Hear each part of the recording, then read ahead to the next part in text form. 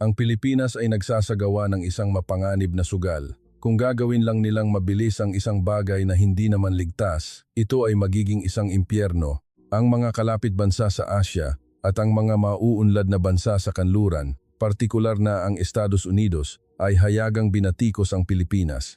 Halos pinagtawanan nila ang Pilipinas sa kagustuhan nitong magpatupad ng isang non-stop payment system. Sinabi nilang ang isang toll gate na walang harang ay isang irresponsableng eksperimento lamang. Ngunit, makalipas ang ilang taon, ang mga pinakamahuhusay na eksperto sa transportasyon mula sa Amerika ay hindi makapaniwala sa kanilang nakita sa isang highway sa Maynila habang bumubuhos ang malakas na ulan. Isang tuloy-tuloy na daloy ng mga sasakyan na halos hindi mo makikitang umilaw ang brake light, mga sasakyang hindi bumababa sa 100 km/h ang takbo, ngunit may mas malalim na dahilan kung bakit sila nabigla. Isang teknolohiyang kayang matukoy ang isang sasakyan sa loob lamang ng 0.01 segundo kahit na ito ay tumatakbo sa bilis na higit sa 200 km/h. Hindi ito dahil sa likas na pagiging mainipin ng mga Pilipino kaya sila sumuong sa panganib. Ang ating bansa ay nagtiwala sa sarili nitong kakayahan kaya't nagawa nitong umunlad. Nalampasan ng Republika ng Pilipinas ang mga likas nitong limitasyon. Dahil dito, hindi pinalagpas ng buong mundo ang teknolohiyang ito. Pagkatapos noon, sinimulan ng Amerika na kopyahin ang mga patakaran at mga kalsada mula sa Pilipinas. Ano nga ba ang pinagkaiba ng Pilipinas o ng mga Pilipino? Bago natin simulan ang kwento, hinihiling ko ang inyong suporta sa pamamagitan ng pag-subscribe at pag-like. Kung sinusuportahan ninyo ang Pilipinas, mangyaring mag-iwan ng komento sa ibaba na "Mabuhay ang Pilipinas." Tatanggalin ang mga harang, hindi iyan sistema ng transportasyon, isa iyang sugal. Malinaw pa sa aking alaala ang sandaling umalingaw-ngaw ang boses ko sa silid pulungan. Ilang taon na ang nakalipas sa isang meeting room ng US.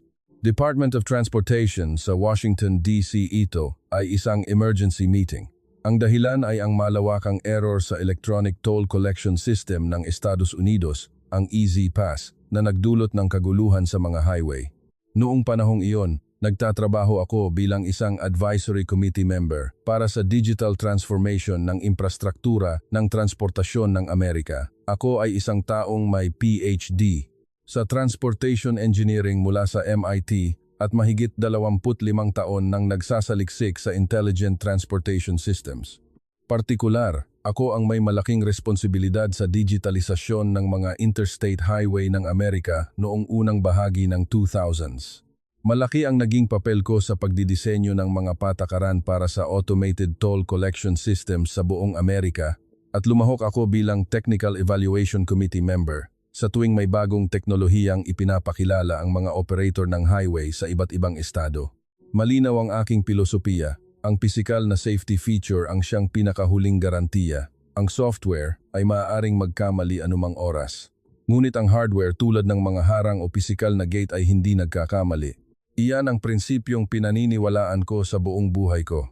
Ang pulong ay mabilis na umuusad. May mga mungkahi mula sa iba't ibang estado na pag-aralan ang pagpapatupad ng isang non-stop system na walang harang. At may isang nagmungkahi na tingnan ang modelo ng Pilipinas. Agad akong tumutol. Para sa akin, ang Pilipinas ay isang bansang mabilis sa teknolohiya, ngunit handang isakripisyo ang kaligtasan. Ilang taon na ang nakalipas sa isang international conference. Hayagan kong binatikos ang non-stop tolling system ng Pilipinas. Nang makita ko ang ulat tungkol sa mga sasakyang dumadaan sa makipot na mga lane sa napakabilis na takbo, tinawag ko itong isang padalos-dalos na eksperimento. Sa loob ng silid pulungan, isang batang technical officer ang nagsumite ng isang ulat. Ito ay mga datos tungkol sa multi-lane auto-sweep RFID system ng Pilipinas. Nakasaad dito na tuluyan na nilang inalis ang mga harang. At sinasabing kinokolekta nila ang bayad sa toll sa pamamagitan ng pagkilala sa mga plaka ng sasakyan gamit ang isang artificial intelligence-based na video detection system. Kasama rin dito ang numerong 99.8% recognition rate. Mayroon ding pagsusuri na nagsasabing ang operational cost ay 30% na mas mababa kumpara sa modelo ng Amerika. Ngunit umiling ako, 99.8%. Ibig sabihin, inaamin ninyo ang 0.2% na failure rate. May kumpiyansa sa aking boses. Kung 1,000,000 sasakyan ang dumadaan araw-araw, nangangahulugan iyan na 2,000 sasakyan ang maaaring magka-error. Paano ninyo haharapin ang 2,000 na iyon? Ang software ay nagtataksil. Ang makina ay hindi.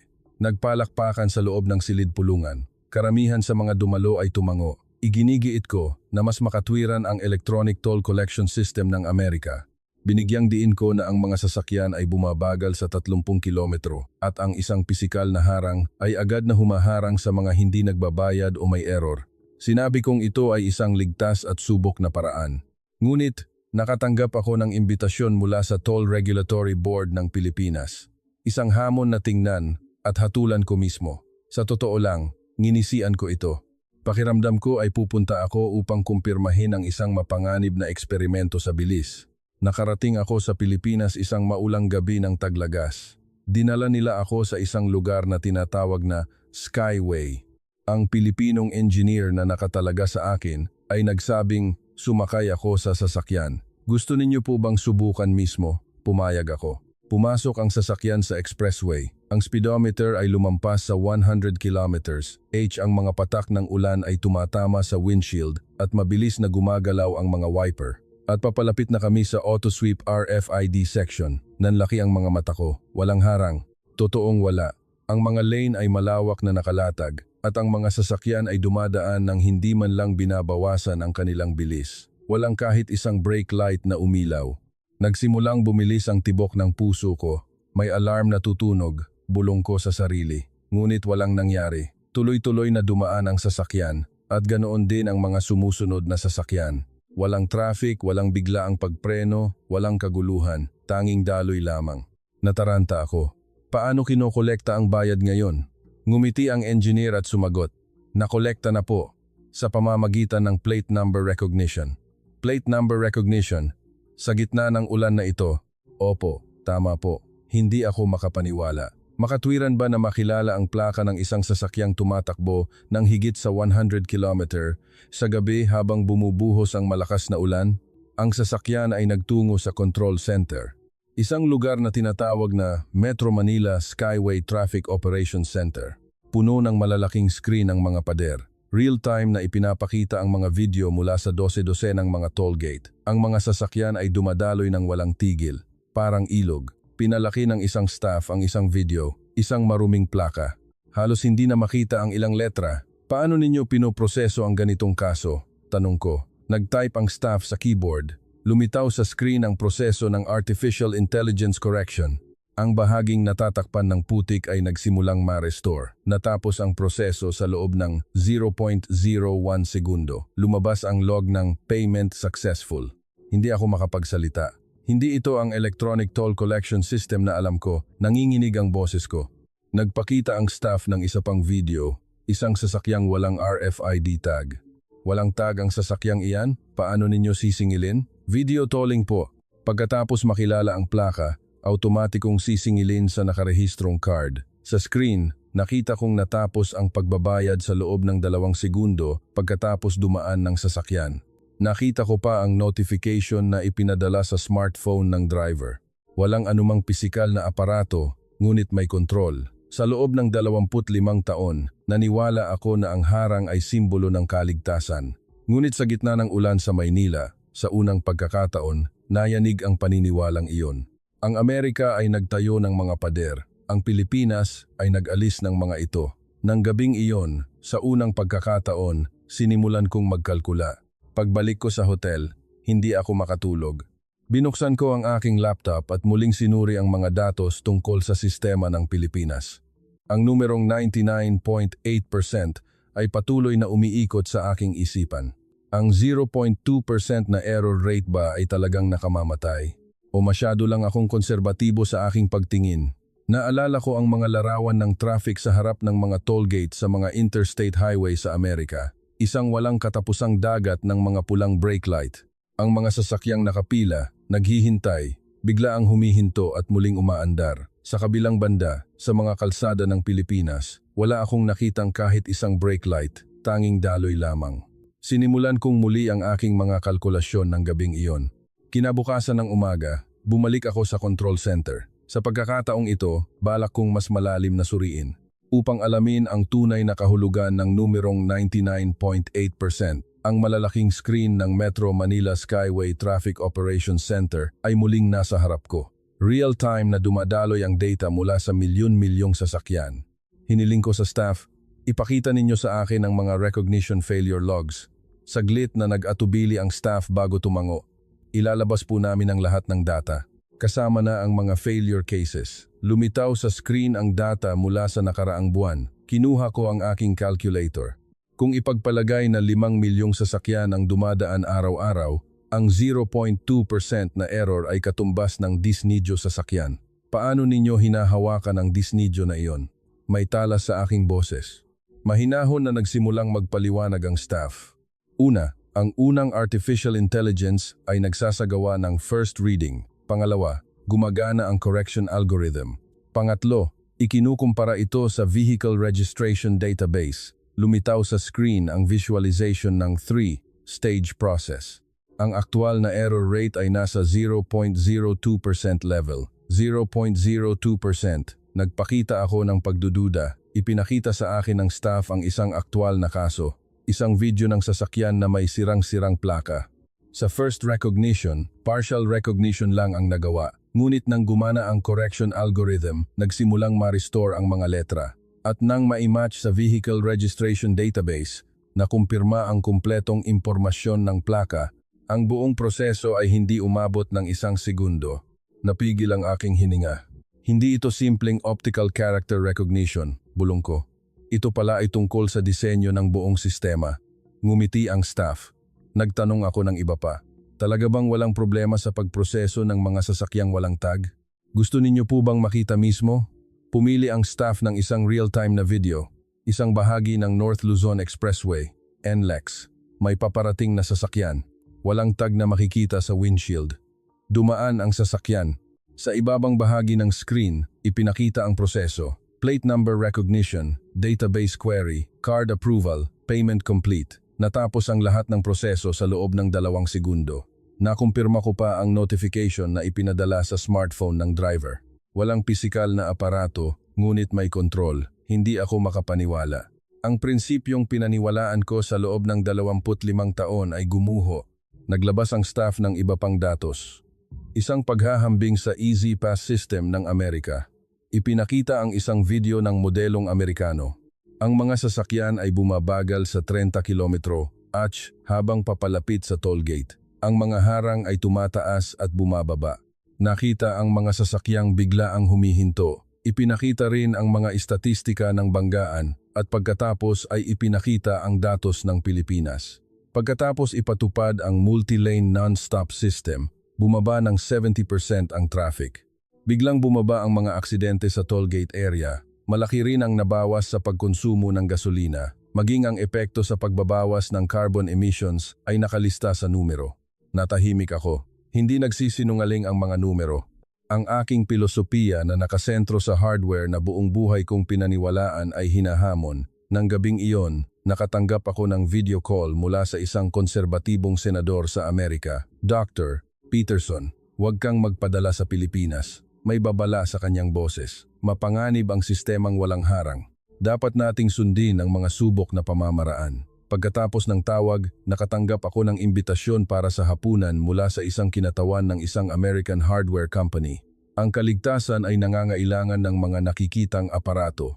Hindi sapat ang software lamang. Sa unang pagkakataon, nag-alinlangan ako. Totoo ba iyon? Ano ang mga nakita ko sa Pilipinas? Isang simpleng pagpapakitang gilas sa teknolohiya o isang tunay na pagbabago ng paradigma. Kinabukasan, humingi ako ng mas maraming datos mula sa panig ng Pilipinas. Mga kaso ng pangmatagalang operasyon, performance sa ilalim ng matinding lagay ng panahon, mga paraan ng pagtugon sa mga system failure. Inilabas ng panig ng Pilipinas ang lahat ng datos. Napanood ko ang isang high-speed test video. Kahit na halos walang visibility, nanatili ang recognition rate. Mayroon ding video sa gitna ng bagyo. Kahit na may yelo sa plaka, na-restore ito ng artificial intelligence. Sinuri ko rin ang mga system failure scenario. Agad na gumana ang dual backup system, walang kahit 1 segundong patlang. Sinuri ko ng husto ang mga numero upang mahanap ang kahinaan ng Pilipinas. ngunit hindi pumanig sa akin ang mga numero. Lahat ng indicators ay tumuturo sa kahusayan ng sistema ng Pilipinas. Operational efficiency, kaligtasan, ekonomiya, epekto sa kapaligiran, sa lahat ng aspeto, nawala ang harang, ngunit mas lumakas ang kontrol, tumaas ang bilis, ngunit bumaba ang mga aksidente. Nawala ang pisikal na aparato, ngunit naging mas sopistikado ang sistema. Naupo ako sa harap ng aking laptop at muling pinanood ang video ng isang toll gate sa isang US interstate, isang walang katapusang pila ng mga sasakyan. Ang mga pulang brake light ay kumakalat na parang alon, bigla ang pagpreno, muling pag-andar, at isa pang bigla ang pagpreno. Nasasayang ang gasolina, nasasayang ang oras, nasasayang ang pasensya. Naniniwala kaming pinoprotektahan namin ang kaligtasan. Ngunit baka naman hinaharangan namin ang daloy. Bakit tayo nananatili pa rin sa 30 kilometro bulong ko. Nagsimulang mayanig ang aking kumpiyansa. Ang paniniwalang binuo ko sa loob ng 25 taon ay nagkakaroon ng lamat. Hindi nagpakita ng kahinaan ang Pilipinas. Sa halip, ang kahinaan sa aking lohika ang lumalabas. Gabi na sa aking hotel room, sinimulan kong isulat ang draft ng aking ulat. Ang pamagat na inilagay ko ay Technical Verification Report on the Philippine Smart Tolling System. Ngunit huminto ang mga daliri ko sa ibabaw ng keyboard. Ano ang mangyayari kung isusumite ko ang ulat na ito sa Washington? Inaasahan ko ang pagtutol mula sa mga konserbatibo. Malakas din ang magiging pressure mula sa mga kumpanya sa Amerika. Maaaring maapektuhan ang aking karera, ngunit malinaw ang mga numero. Hindi nagsisinungaling ang data. Huminga ako ng malalim. Mali ba ang pinipili ko o natatakot lang ako sa tamang pagpili? Tanaw mula sa bintana ang city lights ng Maynila. Maraming sasakyan ang dumadaan sa expressway. Walang brake lights, walang traffic, tuloy-tuloy lang ang daloy. Matagal kong pinanood ang daloy na iyon. Inalis ng Pilipinas ang mga hadlang at pinili ang daloy. Ang Amerika ay nananatili pa rin sa pagtatanggol sa mga hadlang. Alin ang dapat kong piliin? Ang hadlang sa ngalan ng kaligtasan o ang daloy sa ngalan ng kahusayan? Hindi ako nakapagpasya ng gabing iyon. Ngunit isang bagay ang naging malinaw. Pumunta ako rito upang hanapin ang kahinaan ng sistema ng Pilipinas, ngunit sa halip, natuklasan ko ang mga limitasyon ng sistema ng Amerika. Isinara ko ang aking laptop at natulog. Bukas, mas marami pa akong lugar na bibisitahin at mas marami pang katotohanan ang haharapin, handa man ako o hindi. Ilang araw matapos akong bumalik mula sa Pilipinas, isang ulat sa aking mesa ang nakakuha ng aking pansin. Ito ay ang status ng mga kontrata sa pag-export ng Philippine Smart Tolling System. Binuklat ko ang ulat at dahan-dahang sinimulang basahin mula sa unang pahina. At parang hihimatayin ako. Nakasaad dito na ang sistema ng Pilipinas ay inilapat sa Almaty Ring Road sa Kazakhstan. Nakuha rin ng Pilipinas ang kontrata para sa Padma Bridge Operation System sa Bangladesh. Mayroon ding mga tala na nakuha nila ang mga technical proposal para sa mga bagong proyekto ng expressway sa Central Asia at Southeast Asia. Ang mas nakakagulat ay ang sumunod. Hindi lang teknolohiya ang ibinebenta nila, isang package export structure na kasama ang operating profit sharing model. Hindi natatapos ang Pilipinas sa pag-install ng sistema. Nakikilahok sila hanggang sa operating stage na lumilikha ng patuloy na kita. Habang binabasa ko ang ulat, naramdaman kong pinagpapawisan ang aking mga kamay. Sa bawat paglipat ng pahina, mas nakakagulat na mga detalye ang lumalabas. Hindi ito simpleng pagbebenta ng teknolohiya, bulong ko. Kinukuha rin ng Pilipinas ang karapatan sa operasyon. Nanginginig ang aking mga kamay. Hindi ito kompetisyon. Nagsimula na ang laro at nahuhuli na ang Amerika. Ang Pilipinas ay nagbabago mula sa isang bansang nagtatayo ng mga kalsada patungo sa isang bansang nag-export ng mga sistema. At nangyayari ito nang hindi natin namamalayan. Agad kong kinuha ang datos ng pagsusuri sa gastos sa pagpapanatili ng mga tradisyonal na toll gate sa Amerika. Isang lumang ulat na nakatago sa ilalim ng aking drawer. Tiningnan ko ang bahagi ng gastos sa tauhan. Bawat toll gate ay nangangailangan ng mga shift workers. Isang toll gate ay nangangailangan ng hindi bababa sa 15 hanggang 20 tauhan. Kailangan itong patakbuhing 24 nabing sa isang 3-shift system. Hindi rin biro ang gastos sa pagpapanatili ng mga harang.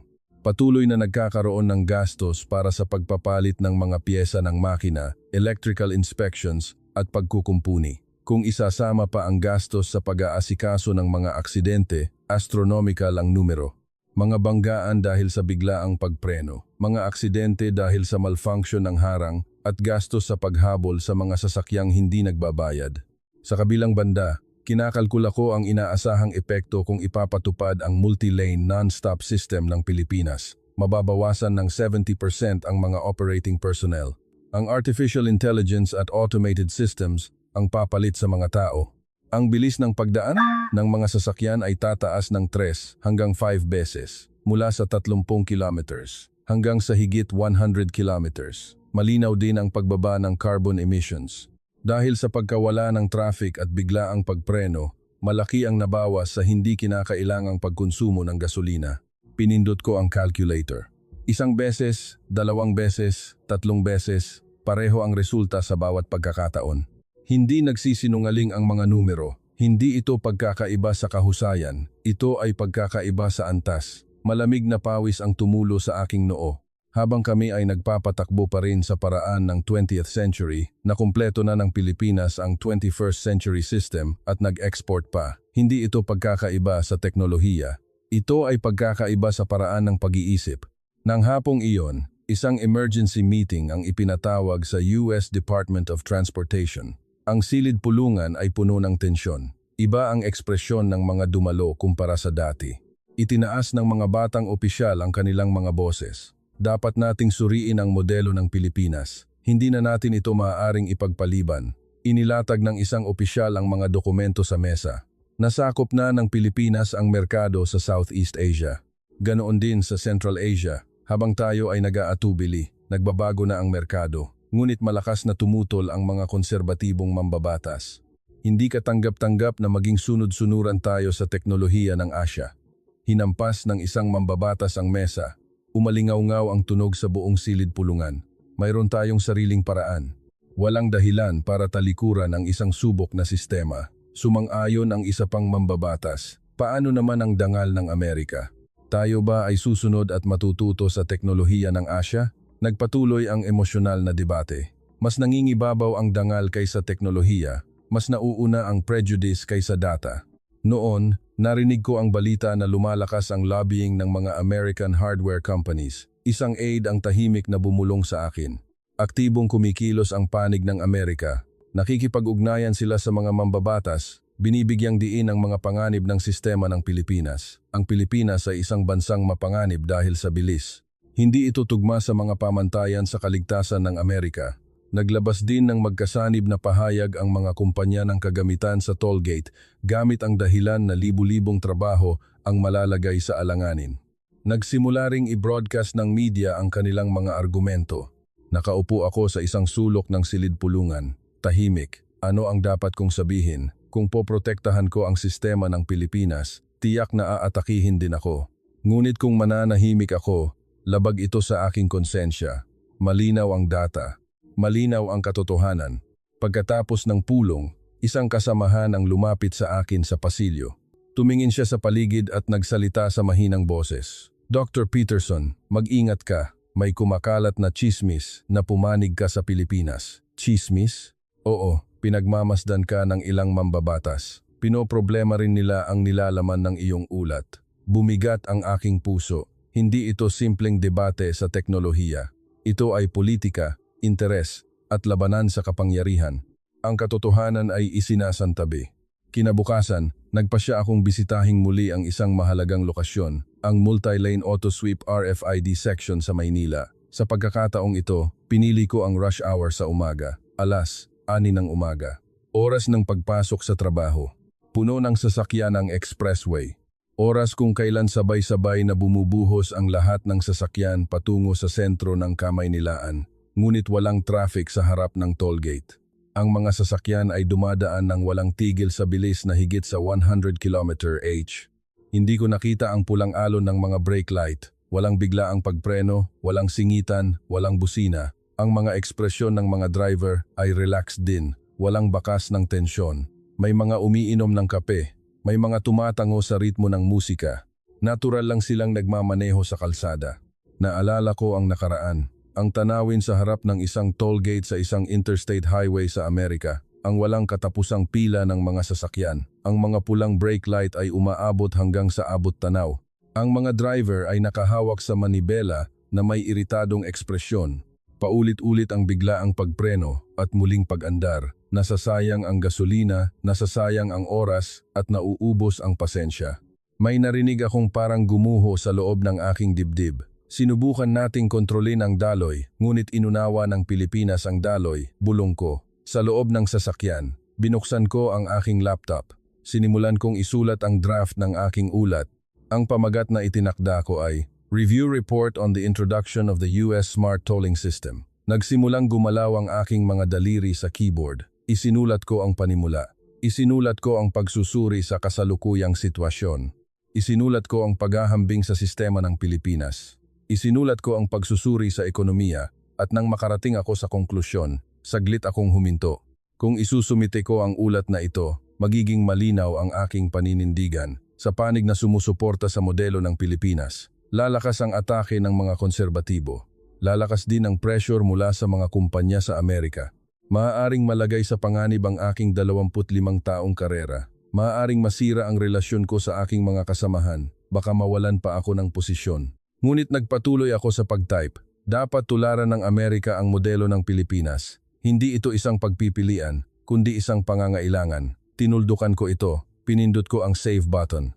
Isang desisyon na hindi na mababawi. Ngunit wala akong pinagsisihan. Mas gugustuhin kong sabihin ang katotohanan at harapin ang mga kahihinatnan kaysa balewalain ito.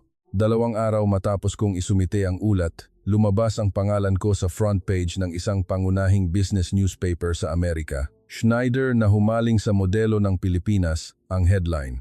Nalaman ko ito sa pamamagitan ng isang text message mula sa isang kasamahan ng maaga sa umaga. Nagmamadali akong bumili ng dyaryo at binuklat ito at nakita kong malaki pa ang aking larawan. Ang nilalaman ng artikulo ay malupit. Si Dr. Eric Peterson, isang US Transportation Advisory Committee member, ay walang habas na itinataguyod ang sistema ng Pilipinas na kulang sa safety verification. Binabaliwala niya ang posibilidad na ang estilo ng mabilis na pagmamaneho sa Asya ay sumasalungat sa mga pamantayan sa kaligtasan ng Amerika. Ang mas nakakagulat ay ang muling pag-quote sa aking mga nakaraang pahayag na bumabatikos sa Pilipinas. Mga salitang binitawan ko ilang taon na ang nakalipas sa isang international conference. Ang Pilipinas ay isang bansang nahuhumaling sa bilis. Ang sistemang walang harang ay isang padalos-dalos na eksperimento. Inilagay ng artikulo ang aking mga nakaraang pahayag at kasalukuyang paninindigan ng magkatabi. Para bang gusto akong palabasin na isang ipokrito. Nagtapos ang artikulo sa ganitong paraan. Itinatakwil ni Dr. Peterson ang kanyang sariling mga nakaraang pahayag. Ang kanyang pagbabago ng paninindigan ay isang teknikal na hatol ba o may iba pang dahilan. Ang pariralang iba pang dahilan ay malinaw na nagpapahiwatig ng financial lobbying. Ibinaba ko ang dyaryo at huminga ng malalim. Hindi nila matanggap ang katotohanang nagbago ako ng paninindigan. Ang mga tao ay natututo, lumalago at nagbabago ng pag-iisip. Hindi ba't konsensya ng isang akademiko na itama ang maling hatol batay sa data? Ngunit hindi ganoon ang tingin ng mundo. Ang pagbabago ng paninindigan ay itinuturing na pagtataksil. Nang hapong iyon, mas naging hayagan ang pagkilos ng mga American hardware companies. Nagsagawa sila ng sunod-sunod na pakikipagpulong sa mga mambabatas ng Estados Unidos. Nagkaroon ng mga mamahaling hapunan sa mga restaurant, mga laro ng golf at mga hindi opisyal na pagpupulong. Ang kanilang argumento ay iisa. Ang sistemang walang harang ay isang istruktura ng pag-iwas sa responsibilidad. Kung magkakaroon ng error, sino ang mananagot? Pinagtuunan nila ng pansin ang isyu ng legal na pananagutan. Binigyang diin nila ang panganib ng mga demanda kung magkakaroon ng aksidente. Itinaas din nila ang isyu ng insurance. Ang mga kumpanya sa Amerika na nagsusupply ng mga kagamitan sa tollgate ay naglabas din ng magkasanib na pahayag. Ang pagpapatupad ng sistema ng Pilipinas ay nagbabanta sa libu-libong trabaho. Mapanganib na talikuran ang subok na teknolohiya ng Amerika at umasa sa isang eksperimento mula sa Asya. Sumali rin ang mga unyon. Nagbanta sila ng mga protesta, sinasabing maaaring mawalan ng trabaho ang mga manggagawa sa tollgate. Malawakang iniulat ng media ang kanilang mga argumento. Tinalakay ito sa mga balita sa telebisyon, naging paksa rin ito sa mga talk show. Nasa gitna ako ng isang political storm. Mula sa lahat ng direksyon, bumuhos ang mga batikos.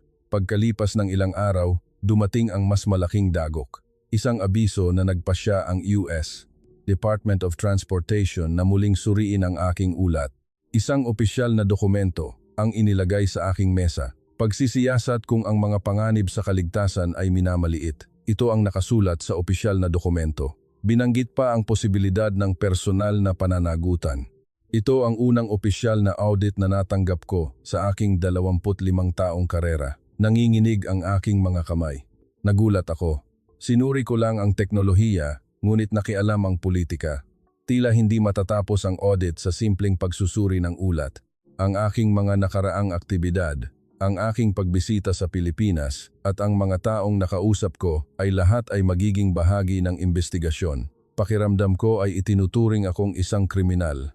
Nagbago rin ang tingin sa akin ng aking mga kasamahan. Kapag nakakasalubong ko sila sa pasilyo, awkward na bati lang ang aming palitan.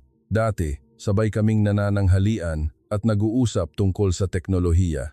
Ngayon, iniiwasan nila ang aking tingin. Hindi na ako iniimbitahan sa mga pananghalian. Sa mga pulong, binabaliwala ang aking mga opinyon. Hindi na ako binibigyan ng pagkakataong magsalita. Inihihiwalay ako, dahan-dahan, ngunit tiyak. Ngunit nagpasya akong hindi umatras. Sa halip nagpasya akong maging mas aktibo.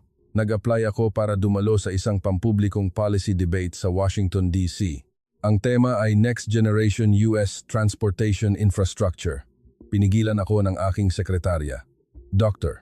Peterson, mas mabuting manahimik ka muna sa ngayon. Hindi, ngayon ang tamang panahon para magsalita. Mariin kong sagot. Sa araw ng debate, puno ang venue. Mas maraming tao ang dumalo kaysa karaniwan. Maraming mga kamera mula sa media, nag-flash ang mga ilaw. Hindi maganda ang atmosfera. Tila ang mga tao ay pumunta hindi para sa isang talakayan sa teknolohiya, kundi para sa isang away. Isang eksperto mula sa isang American hardware company ang kasama sa panel. Inilabas niya ang kanyang inihandang presentasyon. Isang makapal na file. Ang 0.2% na failure rate ay hindi maliit na numero, mariin niyang sinabi. Kung 1 milyong sasakyan ang dumadaan araw-araw, 2,000 na error ang magaganap. Kung kahit isa lang sa 2,000 na iyon ang mauwi sa aksidente, sino ang mananagot? May mga taong tumango sa audience. Ang harang ay isang pisikal na safety device. Kahit na mag-fail ang software, gagana ang harang. Ito ang prinsipyo ng double safety. Naghanda pa siya ng mga video ng mga aksidente. Sinabi niyang ito ay dahil sa malfunction ng harang, ngunit sa katotohanan, mas malaki ang kasalanan ng driver. Ngunit ang edited na video ay ginawa para bigyang diin ang pangangailangan ng harang. Nagpalakpakan. Ako na ang sumunod. Dahan-dahan akong tumayo. Tumayo ako sa harap ng mikropono. Daan-daang mga mata ang nakatingin sa akin. Ang ilan ay may mausisang tingin, ang ilan ay may galit na tingin. Huminga ako ng malalim. Mga kagalang-galang na panelist, mga manonood, umalingaw-ngaw ang boses ko sa venue. Sinubukan kong itago ang panginginig. Ngayon, gusto kong magtanong ng isang bagay. Ligtas ba talaga ang traffic at bigla ang pagpreno? Natahimik ang venue. Pagkatapos ipatupad ang Philippine Multi-Lane Auto Sweep RFID, bumaba ng 47% ang mga aksidente sa tollgate area. Ipinakita ko sa screen ang aking inihandang data.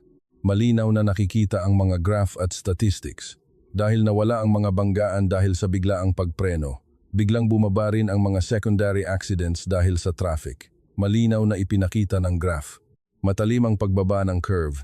Ang paniniwalang ligtas kapag may harang ay isang maling akala.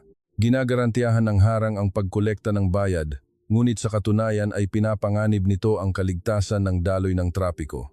Sumagot ang eksperto mula sa Amerika. Iyan ay isang espesyal na sitwasyon lamang sa Pilipinas. Ang Pilipinas ay isang powerhouse sa IT at mataas ang adaptability ng mga mamamayan nito sa teknolohiya.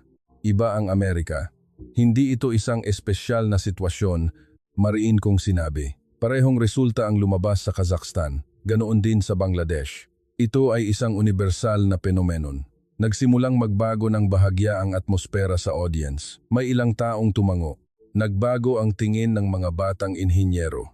Ngunit pagkatapos ng debate, mas matinding batikos ang bumalik sa akin. Nagpatawag ng emergency meeting ang mga konserbatibong mambabatas.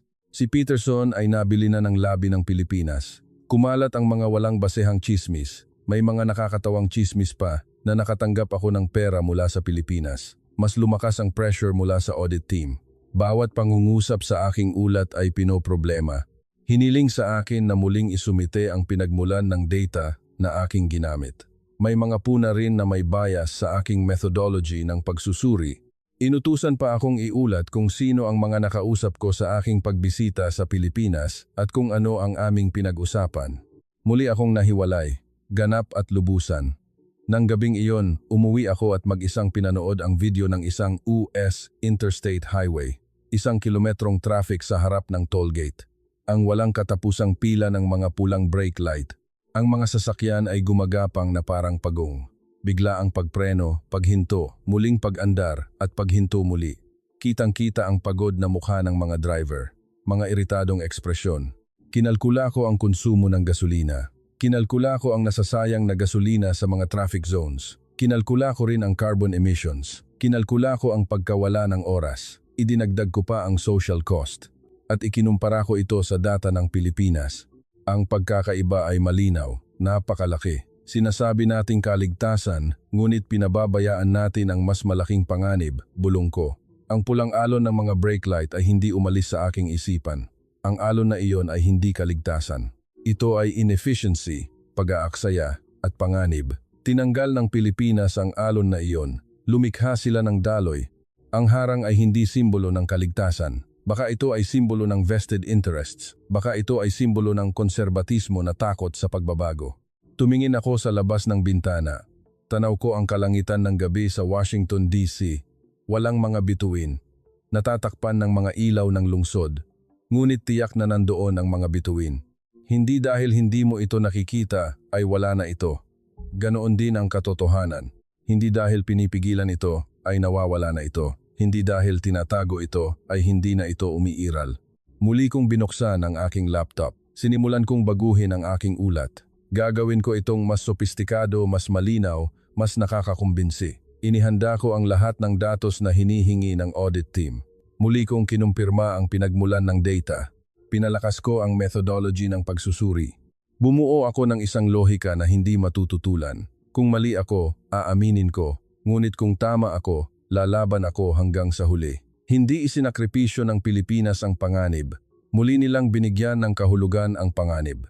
Hindi ang kawalan ng harang ang mapanganib, kundi ang pagharang sa daloy. Gusto kong ipaalam ang katotohanang iyon sa Amerika. Kahit na ako na lang mag-isa ang sumisigaw.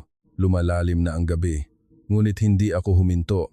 Ang tunog lang ng pag-type sa keyboard ang umaalingaw-ngaw sa tahimik na silid. Masakit na ang aking mga daliri, ngunit nagpatuloy ako sa pag-type.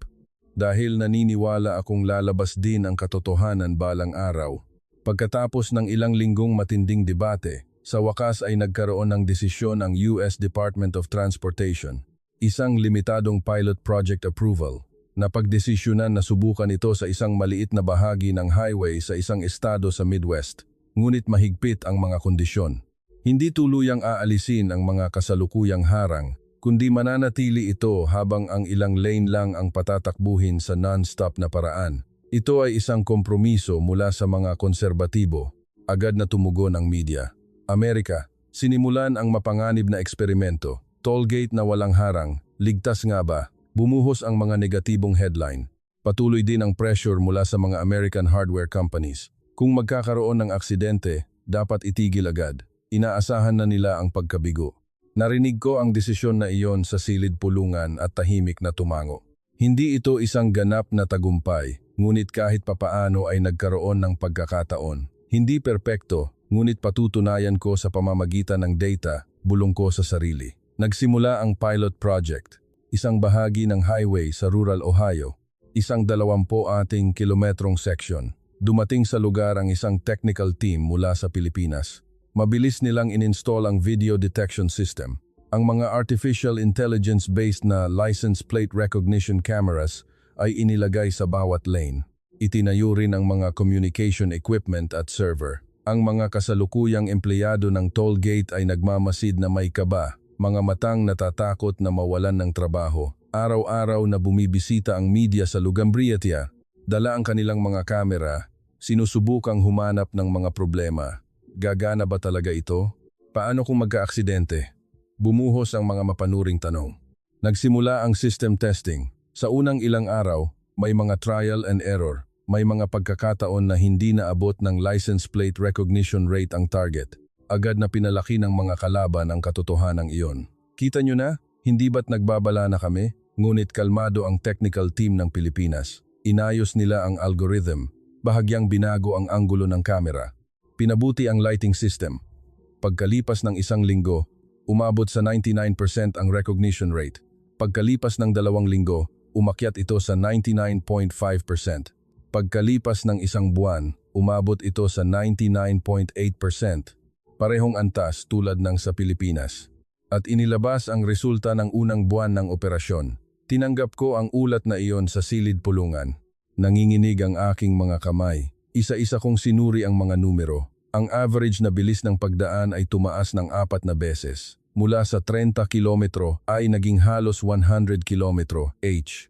Ang oras ng traffic ay bumaba ng 60%. Halos nawala ang bottleneck phenomenon tuwing rush hour. Ang mga aksidente dahil sa biglaang pagpreno ay bumaba ng 40%. Drastikong bumaba ang mga banggaan. Malaki rin ang natipid sa gastos sa tauhan. Ang dating 5 empleyado ay maaaring mabawasan sa 5. Natahimik ang silid pulungan, walang nagsasalita. Maging ang mga konserbatibong mambabatas ay tahimik. Wala silang masabi sa harap ng mga numero. Tahimik kong ibinaba ang ulat. Hindi nagsisinungaling ang data, iyon lang ang sinabi ko. Mula ng araw na iyon, unti-unting nagbago ang atmosfera. Ang mga kasamahan kong dati mapanuri ay nagsimulang magpakita ng interes. Talaga bang bumaba ang mga aksidente? Paano iyon naging posible? Bumuhos ang mga tanong. Sa pagkakataong ito, hindi ito mga akusasyon, kundi mga tanong na nagmula sa purong kuryosidad. Pagkalipas ng ilang buwan, isang mahalagang pagsubok ang isinagawa sa isang araw na bumubuhos ang malakas na ulan. Inimbitahan sa lugar ang mga inhinyero mula sa Pilipinas. Kasama ring nagmasid ang mga technician mula sa Amerika. Nandoon din ako. Malakas ang buhos ng ulan. Halos wala nang makita. Kahit na nasa pinakamataas na bilis ang mga wiper, hirap pa ring makita ang harapan. Isang sasakyan ang papalapit sa toll gate. May putik sa plaka. Isang test vehicle na sadyang inihanda. Ang mga technician na nakapalibot sa monitor ay nakatitig sa screen na may kaba. Gumana ang artificial intelligence. Sa first recognition, partial recognition lang ang nagawa, ngunit agad na gumana ang correction algorithm. Ang bahaging natatakpan ng putik ay nagsimulang ma-restore. Sa loob ng 0.52 segundo, nakumpirma ang kumpletong impormasyon ng plaka. Lumabas ang payment approval log. Tagumpay. Nagkaroon ng bulalas ng paghanga sa mga technician sa lugar. Hindi ka panipaniwala, bulong ng isang Amerikanong inhinyero. Nagpatuloy ang pagsubok. Sinubukan din ang plaka na may yelo. Sinubukan ang sasakyang nakatagilid. Sinubukan din ang maliliit na plaka tulad ng sa motorsiklo. Lahat ay matagumpay. Walang kahit isang recognition failure. Lumapit sa akin ang isang batang opisyal at tahimik na bumulong.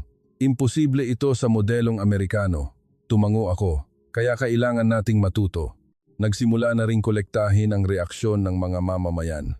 Isinagawa ang isang survey sa mga lokal na driver. Masarap sa pakiramdam na hindi na kailangang magpreno. Napakalaki ng nabawas sa stress. Umikli ang oras ng biyahe papasok at pauwi.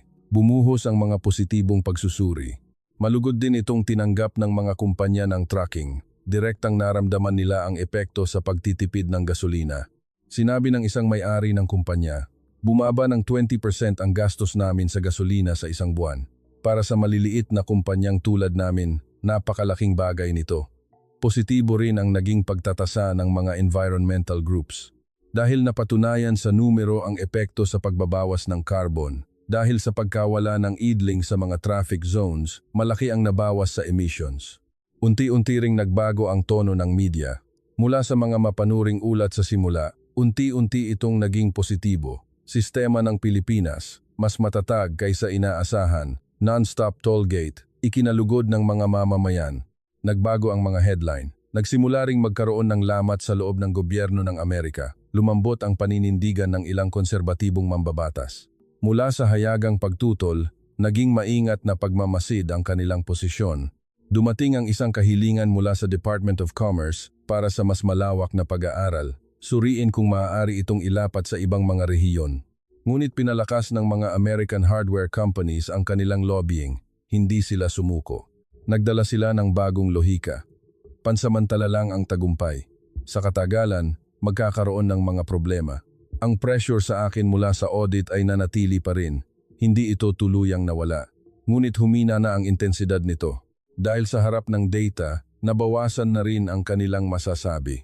Gabi-gabi kong sinusuri ang data ng pilot project. Sinusuri ko ang dami ng trapiko bawat oras. Tinitingnan ko ang recognition rate sa iba't ibang lagay ng panahon. Sinusubaybayan ko ang dalas ng mga aksidente. Minomonitor ko ang katatagan ng sistema. Lahat ng indicators ay positibo. Nagkakaroon ng pagpapabuti. Regular din akong nakikipagpulong sa technical team ng Pilipinas.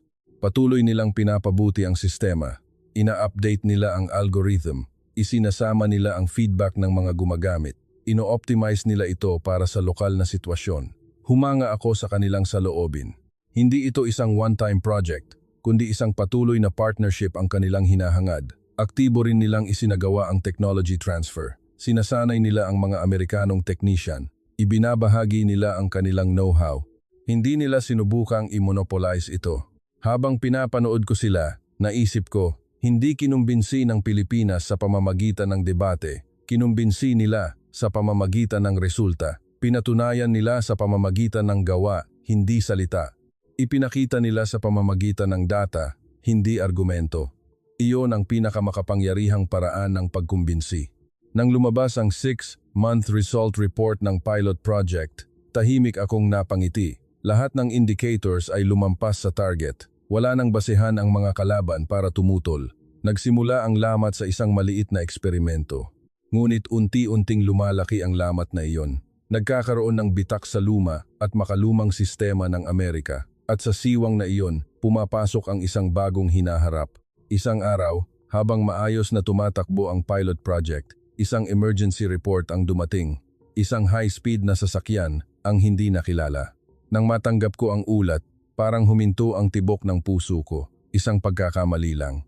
Ngunit ang isang pagkakamaling iyon ay maaaring magpabagsak sa lahat. Hindi pa lumilipas ang ilang oras, lumabas na sa media ang balita.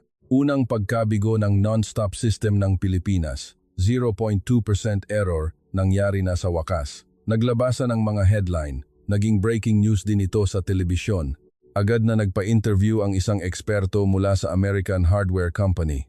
Hindi ba't nagbabala na kami? Sa huli, magkakamali ang software. May tono ng tagumpay sa kanyang boses. Kung may harang, hindi sana nangyari ito. Isang emergency meeting ang ipinatawag sa loob ng gobyerno. Agad din akong tinawag. Malamig ang atmosfera sa silid pulungan. Malamig ang mga tingin ng mga konserbatibong mambabatas. Dr. Peterson, paano mo ipapaliwanag ito? Matalas na tanong ng isang mambabatas. Hindi ba't sinabi mong ligtas ang 99.8%? Dapat na itong itigil ngayon, sabi ng isa pang mambabatas. Bago pa magkaroon ng mas malaking aksidente, muling nagsimulang kumilos ang audit team. Ipinahayag nila ang isang full review. Binanggit pa ang posibilidad na itigil ang pilot project. Muling lumutang ang pananagutan sa akin. Masyadong pinalaki ni Dr. Peterson ang kaligtasan, may malaking depekto sa kanyang ulat. Bawat pangungusap sa aking ulat ay muling pinoproblema. Lahat ng datos na isinumite ko noon ay naging subject ng re-examination. Muli akong nahiwalay. Kapag nakakasalubong ko ang mga kasamahan sa pasilyo, iniiwasan nila ang aking tingin. Nagbabala na kami. Narinig kong bulong ng isang tao sa likuran ko. Nang gabing iyon, hindi ako makatulog. Parang katapusan na ng lahat. Parang guguho ang 6 na buwang pagsisikap dahil lang sa isang pagkakamali. Ngunit kinabukasan, nagpadala ng emergency analysis result ang technical team ng Pilipinas. Tinanggap ko ang datos at dali-dali itong binuksan. Nakalakip ang lahat ng log ng naturang sasakyan. Pinalaki ko ang video ng plaka ng sasakyan. May kakaiba. Tila sinadyang sirain ang isang bahagi ng plaka. Hindi ito simpleng putik o alikabok. May mga partikular na letrang natatakpan. Binasa ko ang analysis report ng panig ng Pilipinas. Posibilidad ng peking plaka na tuklasan ang pamagat. Mataas daw ang posibilidad na sinadyang baguhin ang ilang letra. Hindi ito simpleng recognition failure, kundi posibleng sinadyang sabotahe.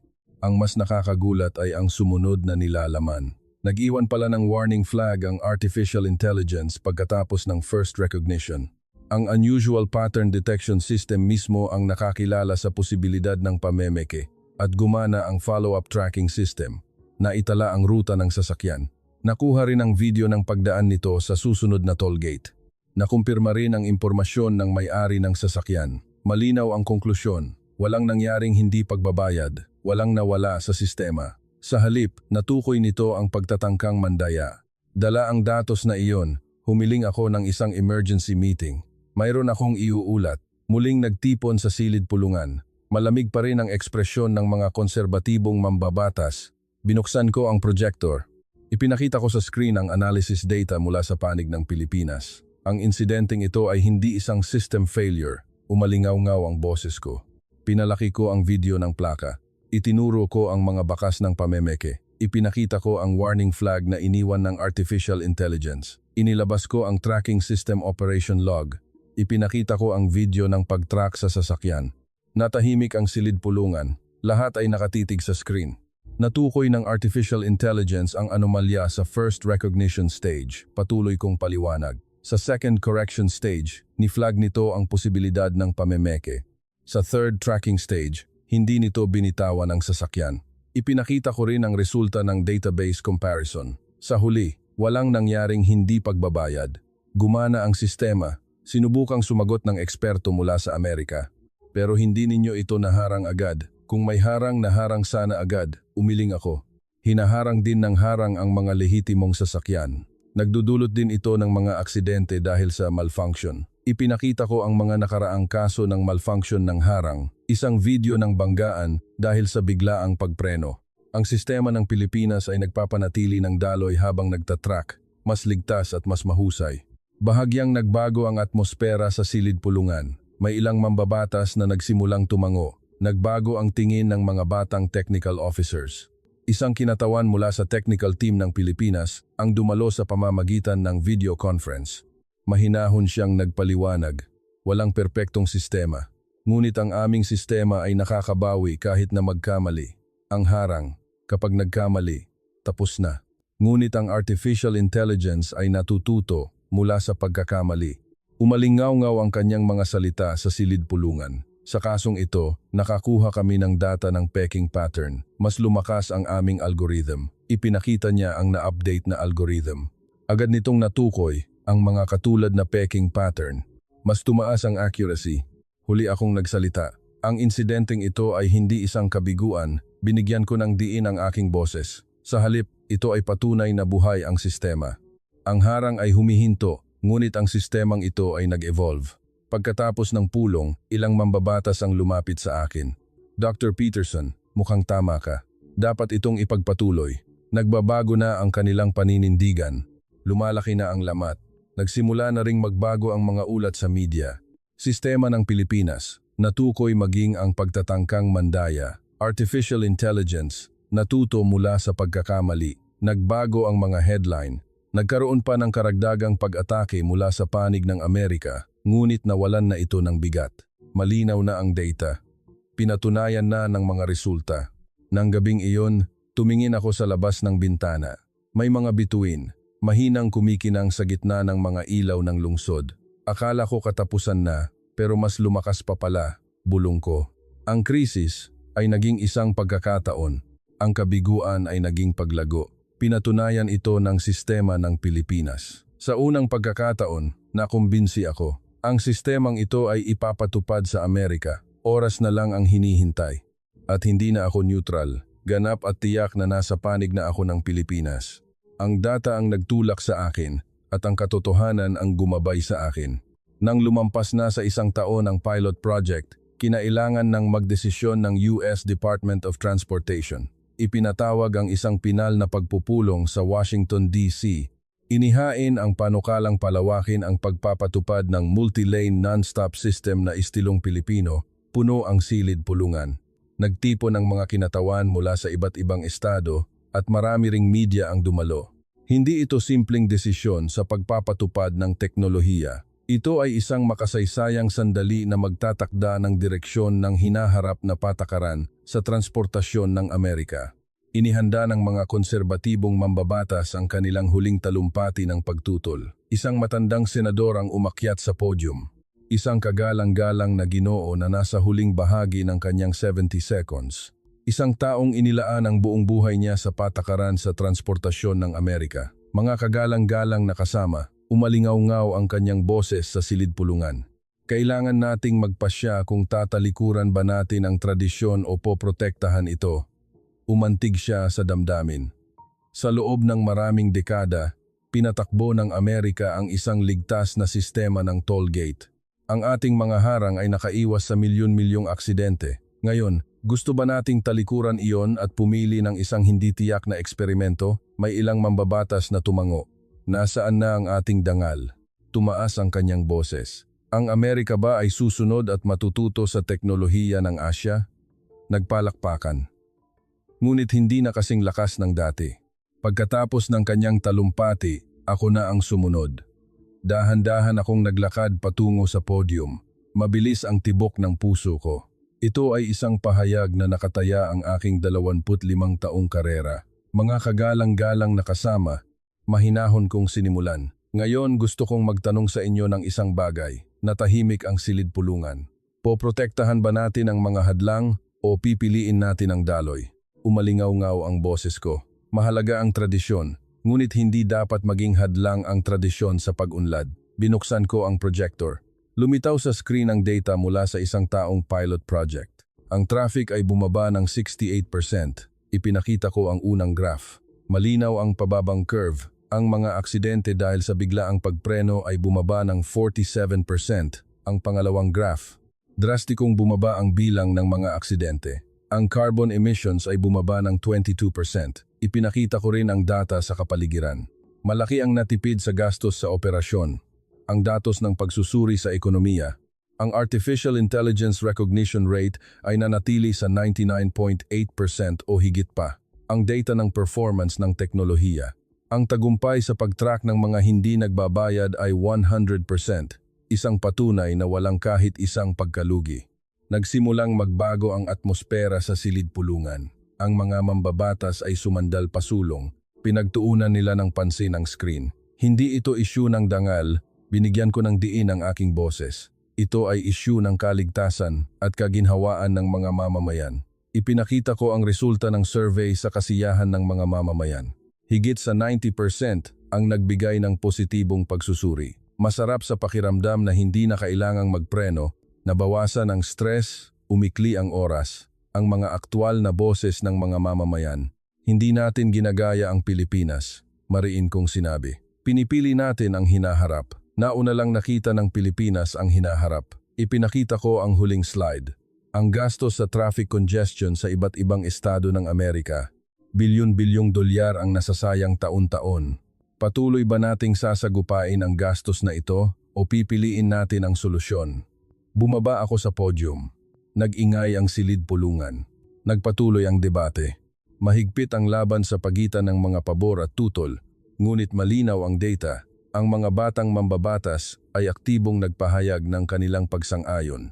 Sinusuportahan din ito ng mga kinatawan mula sa Department of Commerce. Positibo rin ang Department of Environment.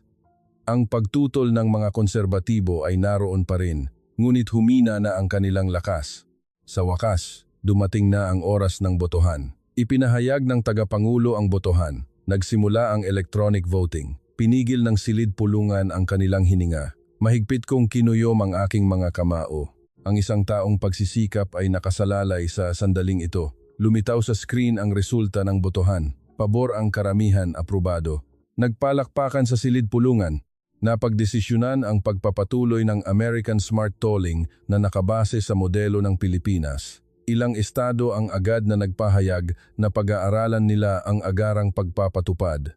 Unang nagtaas ng kamay ang California, Texas at Florida. Tumigas ang ekspresyon ng mga kinatawan ng American hardware companies. Wala silang sinabi, wala silang masabi. Pagkatapos ng botohan, lumabas ako ng silid-pulungan. Sa pasilyo, binati ako ng aking mga kasamahan. Dr. Peterson, nagtagumpay ka, mahusay. Ngunit tahimik akong umiling. Hindi ako ang gumawa nito. Ang data ang nagpatunay. Pagkalipas ng ilang araw, Isang simbolikong kaganapan ang ginanap sa pilot section sa Ohio. Ang pagsisimula ng pagtanggal sa mga kasalukuyang harang. Live itong inibroadcast ng media. Bumisita rin ako sa lugar. Itinaas ng isang crane ang harang. Nawala ang harang na nanatili sa lugar na iyon sa loob ng maraming dekada. Tahimik kong pinanood ang eksenang iyon, na antig ang aking puso. Buong buhay kong ginawa ang pagtatayo ng mga hadlang, bulong ko. Ngayon, gumawa ako ng desisyon na mag-alis ng mga hadlang. Ganap nang natanggal ang harang. Isang bagong sistema ang inilagay sa lugar nito. Isang video detection camera. Isang artificial intelligence system. Teknolohiya mula sa Pilipinas. Nagsimula ang test run. Nagsimulang dumaan ang mga sasakyan. Hindi umilaw ang mga brake light. Hindi bumagal ang takbo. Napanatili ang daloy. Isang magandang tanawin. Matagal kong pinanood ang daloy na iyon. Nang mawala ang harang, nagsimulang huminga ang kalsada. Totoo nga, parang nabuhay ang kalsada. Parang nabuksan ang isang baradong ugat. Pagkalipas ng ilang araw, lumabas din ang balita sa mga pahayagan sa Amerika. Amerika, gagamitin ang modelo ng Pilipinas ang headline. Narinig ko ang balita na nagsimula na rin ang talakayan para sa pagpapabuti ng sistema sa loob ng Amerika. Muling binalikan ang mga nakaraang pahayag na nang-iinsulto sa Pilipinas. Ganap na nagbago ang atmosfera. Nagpadala ako ng mensahe sa technical team ng Pilipinas. Isang maikli ngunit taos-pusong mensahe. Handa na kaming matuto. Dumating ang sagot. Sama-sama nating buuin ang hinaharap. Napangiti ako habang binabasa ang mensaheng iyon. Sa huli, nanalo ang daloy. Pagkatapos ng desisyon ng Amerika, nagsimulang kumilos ang mundo. Ang mga pangunahing bansa sa buong mundo ay nag-anunsyo ng unti-unting pagpapatupad ng non-stop system na istilong Pilipino. Ang Europa ang unang nag-anunsyo ng kanilang plano. Sumunod ang Australia, pati na rin ang mga bansa sa gitnang silangan. Ang mga bagong proyekto ng expressway sa Central Asia at Southeast Asia ay ginawa ng pamantayan ang teknolohiya ng Pilipinas mula Kazakhstan, Uzbekistan hanggang Vietnam at Indonesia. Bumuhos din ang mga tanong mula sa mga bansa sa Timog Amerika. Nagpakita rin ng interes ang mga umuusbong na bansa sa Africa, smart tolling. Ang terminong ito ay nagsimulang lumitaw sa mga opisyal na ulat ng mga international transportation conferences. Ang Pilipinas ay naging isang pamantayan, isang benchmark, isang standard. Nakatanggap ako ng pagkakataong magsalita sa isang International Transportation Conference. Ang tema ay ang paglipat ng Amerika sa smart tolling. Puno ang venue. Nagtipon ang mga eksperto mula sa buong mundo. Umakyat ako sa podium at nagsimulang magsalita. Ngayon, ginagawa na nating benchmark ang Pilipinas. Iyon ang unang pangungusap ko. Natahimik ang venue. Tila nagulat sila na isang matandang eksperto mula sa Amerika ang nagsabi nito. Ilang taon na ang nakalipas, pinagtawanan ko ang sistema ng Pilipinas, tapat kong inamin. Sinabi kong ang isang toll gate na walang harang ay isang padalos-dalos na eksperimento. Ginamit ko ang aking mga nakaraang pahayag. Ngunit nagkamali ako. Nagkaroon ng bulungan sa venue. Nagsimula akong magpakita ng data, ang resulta ng pilot project, ang plano para sa pagpapalawak sa buong Amerika, ang muling pagsusuri sa epekto sa ekonomiya. Ang pagbawas sa traffic ay inaasahang makakatipid ng bilyon-bilyong dolyar taon-taon sa social cost. Malinaw ang mga numero. Ang epekto sa pagbabawas ng carbon emissions ay malaking tulong sa pag-abot sa mga environmental goals ng Amerika. Ipinakita ko rin ang data sa kapaligiran. Ang industriya ng transportation data na nakabase sa artificial intelligence ay lumalawak din. Ipinaliwanag ko rin ang epekto ng teknolohiya. Ang Pilipinas ay nagbago mula sa isang simpleng bansang nagtatayo patungo sa isang powerhouse sa operating data.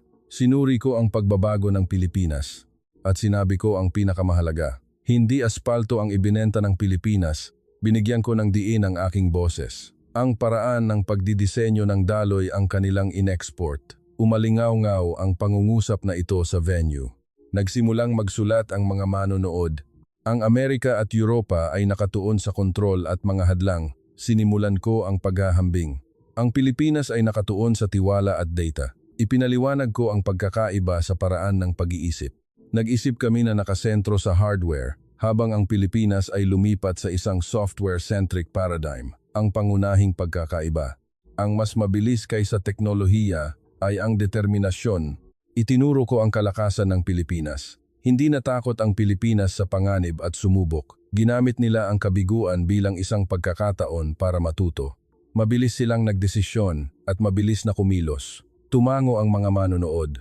Sa huling bahagi ng aking presentasyon, nagbahagi ako ng personal na kwento. Noong unang bahagi ng 2000s, tinawag kong isang bansang mabilis magpatakbo ang Pilipinas, tapat kong paggunita. Nang makita ko ang makipot na mga lane at mabilis na takbo, hinusgahan kong mapanganib ito. Inamin ko ang aking dating prejudice. Ngunit kamakailan lang, muli akong bumisita sa Maynila. Ibinahagi ko ang aking karanasan sa paglalakbay. Mismo kong naranasan ang non-stop auto-sweep RFID. Ang karanasan ng pagdaan sa toll gate nang hindi nagpepreno. Ipinaliwanag ko ang naramdaman ko noon. Naramdaman ko ang kalayaan, tapat kong damdamin. Naramdaman ko ang kalayaan sa kalsada. Isang kalayaan mula sa traffic. Isang kalayaan mula sa mga hindi kinakailangang hadlang. Nagpakita ng pag-unawa ang mga manonood. Noon, minamaliit ko ang Pilipinas, ang huli kong pag-amin. Sa pagtatapos ng aking presentasyon, nagbigay ako ng isang huling deklarasyon. Hindi teknolohiya ang natutunan namin, natahimik ang venue. Natutunan namin ang tapang na hindi matakot sa pagbabago. Sa pangungusap na ito, isinama ko ang lahat ng kahulugan. Nagpalakpakan, standing ovation. Tumayo ang mga eksperto mula sa buong mundo at nagpalakpakan. Tahimik akong yumuko.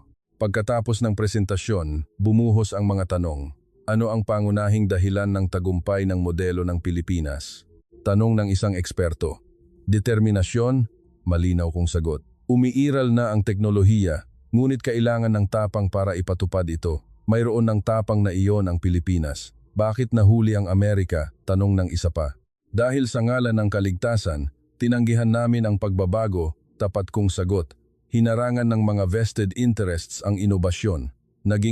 Pagkatapos ng conference, lumapit sa akin ang delegasyon ng Pilipinas.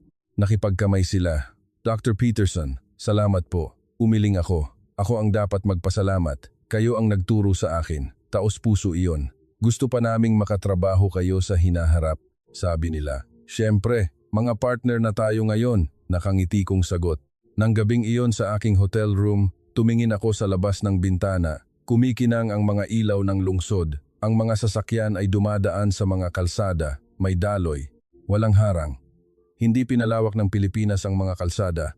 Pinalawak nila ang kanilang isipan, bulong ko. Sinubukan nating protektahan ang mga hadlang, ngunit binuksan ng Pilipinas ang hinaharap. Totoo nga, ang bilis ay hindi katangian, kundi isang diskarte. Naunawaan ko ang mabilis na pagdedesisyon ng Pilipinas. Ngayon, tinitingnan ko ang Pilipinas bilang isang bansang dapat nating habulin, tapat kong damdamin. Binuksan ko ang aking laptop at sinimulang isulat ang aking pinal na ulat. Ang pamagat na inilagay ko ay ang global expansion ng Philippine Smart Tolling Model at ang tugon ng Amerika. Mabilis na gumalaw ang aking mga daliri sa keyboard. Isinulat ko ang panimula. Isinulat ko ang pagsusuri sa background. Inayos ko ang mga dahilan ng tagumpay. Inilatag ko ang mga aral para sa Amerika. Ipinakita ko ang hinaharap na pananaw. Isinulat ko ang huling pangungusap. Pinatunayan sa atin ng Pilipinas na ang pagbabago ay hindi panganib, kundi isang pagkakataon. Ang inobasyon ay hindi pagkasira, kundi paglikha. Ang hinaharap ay hindi dapat katakutan, kundi isang regalong dapat salubungin. Tinuldukan ko ito, sinesave ko. Muli akong tumingin sa labas ng bintana. May mga bituin. Kumikinang sa gitna ng mga ilaw ng lungsod. Buong buhay kong pinaniwalaan na ang harang ay simbolo ng kaligtasan. Paggunita ko. Inakala kong kailangan magtayo ng mga hadlang para maiwasan ang mga aksidente. Ang aking mga dating paniniwala. Ngunit winasak ng Pilipinas ang aking paniniwala. Inamin ko. Naging mas ligtas sila kahit na inalis nila ang mga hadlang. Iyon ang katotohanan. Pinabilis nila ang takbo, ngunit bumaba ang mga aksidente at hindi sila huminto, ngunit mas naging sopistikado ang kontrol. Pinatunayan ng data. Ngayon, inaamin ko na ang huli kong pag-amin. Nagdisenyo kami ng mga kalsada, ngunit ang Pilipinas ay nagdisenyo ng hinaharap. Ito ang konklusyon. Isinara ko ang aking laptop. Huminga ako ng malalim. Isang mahabang paglalakbay. Isang paglalakbay na nagsimula sa pang-iinsulto at nagtapos sa paggalang. Isang paglalakbay na nagsimula sa pagdududa at nagtapos sa katiyakan. Isang paglalakbay na nagsimula sa pagtutol at nagtapos sa pagtanggap. Ngunit hindi ito ang katapusan, isang bagong simula, ang sandali kung kailan nagsimula ang kooperasyon ng Amerika at Pilipinas. Ang sandali kung kailan sabay-sabay na sumusulong ang mundo patungo sa hinaharap. Humiga ako sa kama. Magaan ang aking pakiramdam. Walang bumabagabag sa aking konsensya. Dahil sinabi ko ang katotohanan, sinunod ko ang data at nagpakita ako ng tapang. Salamat Pilipinas. Huli kong bulong. Ipinakita ninyo sa akin ang hinaharap. Ipinikit ko ang aking mga mata. Isang mahimbing na tulog ang dumating. Nagtataka ako kung ano ang dating ng aking kwento sa inyo. Gusto kong magtanong ng isang bagay. Kayo ba ay natatakot sa pagbabago o tinitingnan ninyo ang pagbabago bilang isang pagkakataon?